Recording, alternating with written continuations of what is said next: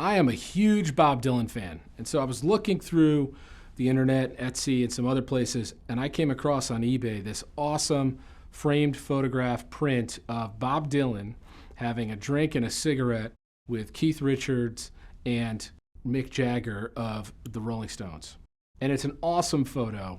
And what's cool is that they're like, you can see that they're engaged. You can also see some people in the background, like one guy who's super high and not engaged. But you can tell that they're not really competitors, right? They're coming up in the same era. They are absolutely pushing the envelope on the musical scene at that time frame.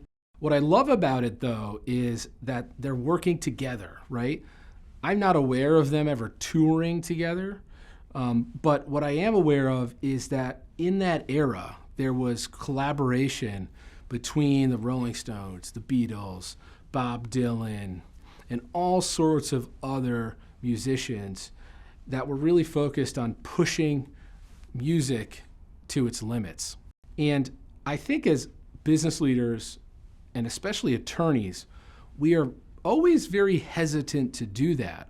Our competitors, people who do the same thing that we're doing, we may shake their hand and wish them well, but we don't really engage with them on a deep, deep, deep level. And I think that's a mistake. And there are some exemptions or exceptions to that rule. There's people who are doing, email lists and are very helpful.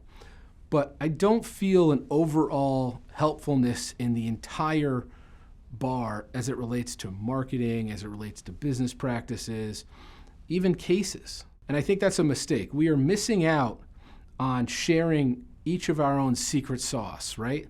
That special recipe.